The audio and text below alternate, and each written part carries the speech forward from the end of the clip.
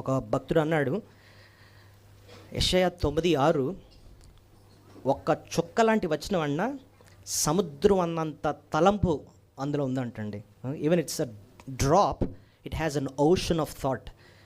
ఒక చుక్కంత వచనమే అది, కానీ సముద్రం అన్నంత తలంపులు అందులో ఉన్నాయి. నిజంగా దేవుడు శ్రేష్టమైన మాటలు మనకు నేర్పించాడు.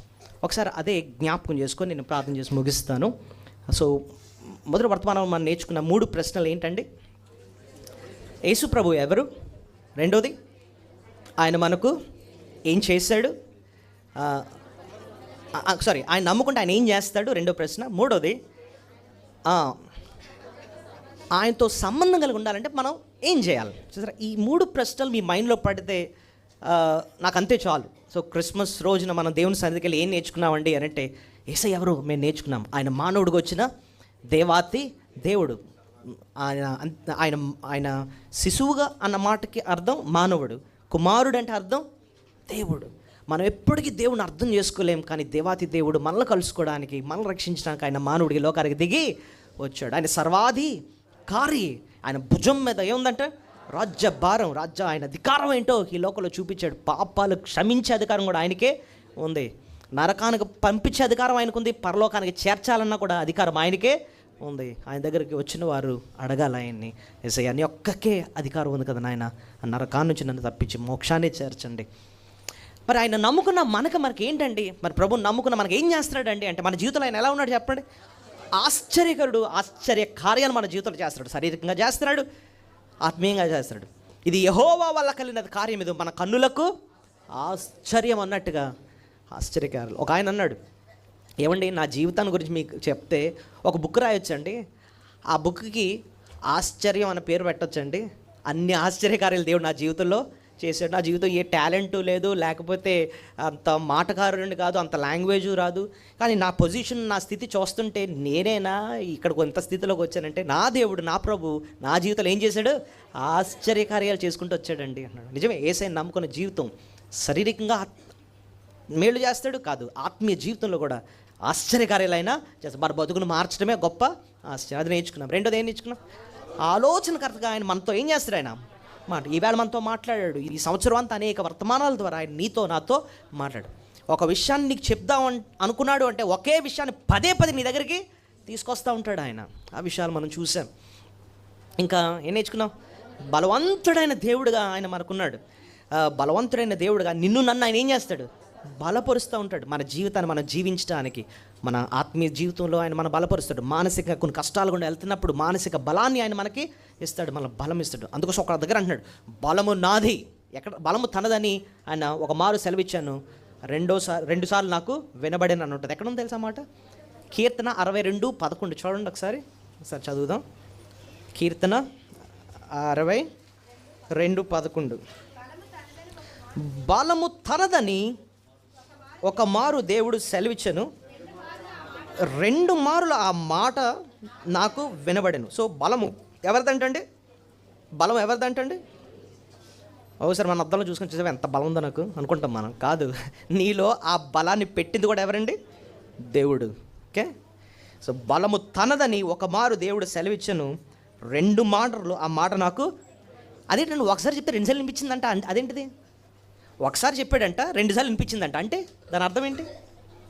ఇప్పుడు చూడండి, మీరు ఏదైనా కొండకి గట్టిగా కేకేశారనుకోండి, ఏమవుద్ది? రీసౌండ్ వస్తుంది చూసారా, అది ఎకో అంటాం చూసారా. అలాగే దేవుడు ఎంత గట్టిగా చెప్పాడంటే భక్తుడు గట 2 సార్లు వినిపించిందంట. బలము నాదే అని అన్నాడు గట్టిగా. అది అర్థం చేసుకునే దావీదు అంటాడు, యుద్ధము యెహోవాదే అని అన్నాడు. బలం నాది కాదు, నాలో లేదు. గొలియాతుని జయించాలంటే దేవుడు నన్ను బలపరచాలంటే యుద్ధం యెహోవాదే అని అన్నాడు అనమాట. సో దేవుడు నిన్ను నన్ను కూడా మన జీవితాన్ని కొనసాగించినాక ఆయనే మనల్ని బలపరుస్తాడు. ఇంకేమి నేర్చుకున్నాం? బలవంతుడు అంతేనా?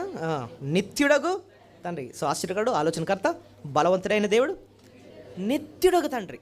ఈ లోకానుసారమైన తల్లిదండ్రులు కొంతకాలమే మనతో ఉంటారు. ఈ తల్లిదండ్రులు మనల్ని విడిచినను యెహోవా నన్ను చేరదేను. ఆయన నిత్యుడగు తండ్రి. నేను అన్నాను కదా, ఈ లోకంలో ఎప్పుడు మనం ఒకటి భరిస్తాం. ఏది? భలే చెప్పారు, ఏంటి?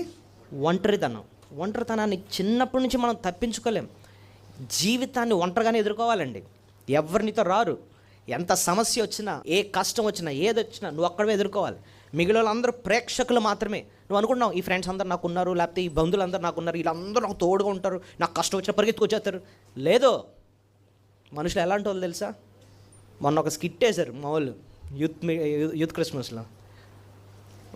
తప్పిపోయిన కుమారుడు కొంచెం 21st centuryలో ఎలా ఉంటాడో అన్నది స్కిట్ వేశారనమాట.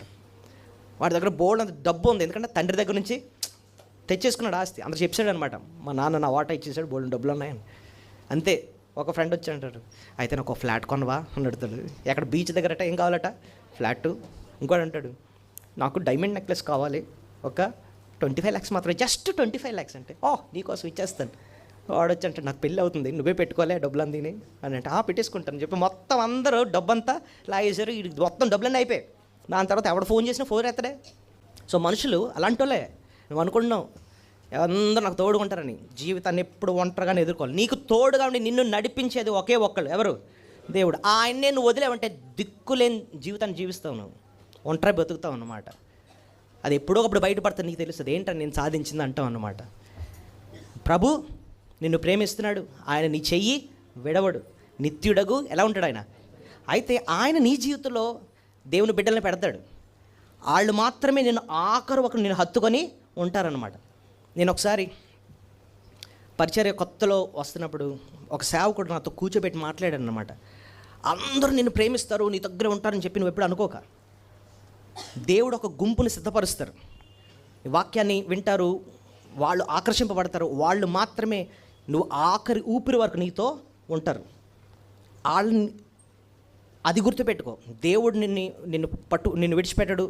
ఆయన నిన్ను ప్రేమించే గుంపును నీ చుట్టూ ఉంచుతారు. వాళ్ళు మాత్రమే స్థిరంగా శాశ్వతంగా ఉంటారు. నువ్వు మనుషులను పట్టుకొని వీళ్ళు నాతో ఉంటారు, వాళ్ళు నాతో ఉంటారు, వాళ్ళు నాకు ఉన్నాడు, వీళ్ళు నాకు బ్యాక్గ్రౌండ్ ఉన్నారు అనుకున్నా, వాళ్ళే ఒకరోజు నిన్ను ఎక్కిరిస్తారు. నువ్వు నిజంగా కష్టం ఉన్నప్పుడు వాళ్ళే నిన్ను వదిలేస్తారు. నిన్ను డోంట్ ట్రస్ట్ మెన్ అని అన్నారు అనమాట. ట్రస్ట్ గాడ్, నిత్యుడగు తండ్రి ఆయన. అయితే మరి మూడో ప్రశ్న ఏమనుకున్నా, మరి ఆయనతో సంబంధం ఉండాలి కదండి. అంత బాగానే ఉంది, కానీ మరి ఆయనతో సంబంధం ఉండాలంటే ఏం చేయాలండి అంటే ఒకే మాట అనుకున్నా, ఆయన సమాధానకర్తయగు అధిపతి అని. అధిపతికి నువ్వేం చేయాలి? లోపడాలి. ముందు లోపడ ఆయనకి అభిమానులు కాదు కావాల్సింది, ఆయన కావాల్సింది ఎవరు? లోపడ. ఇప్పుడు సీఎం గారు ఏదైనా శాసనం పెట్టారనుకోండి, అనుకుందాం నేను సీఎం గారు ఫ్యాన్ అండి కాబట్టి నేను లోబడి అండి అంటే కుదురుతుందా? ఫ్యాన్ లేదు, గేమ్ లేదు, చెప్పింది చెయ్యి ముందు అంటారు, అంతేనా? ప్రభుకి కావాల్సింది ఫ్యాన్స్ కాదు, లేకపోతే అడ్మైరర్స్ కాదు, లేకపోతే ఇంకేం కాదు, లోబడేవారు కావాలి ఆయనకి. లోబడితేనే ఆయన గొర్రెలు.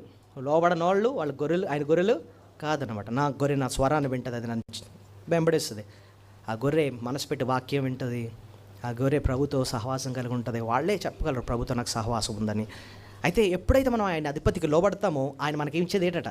సమాధానం. సమాధానం అంటే ఏంటి? ఒక శత్రువుని స్నేహితుడిగా చేసుకుంటాడు ఆయన. ఒక శత్రువునే మనం, కానీ ఆయన మనల్ని స్నేహితుడిగా చేసుకుంటాడు. నువ్వు నా బిడ్డవి.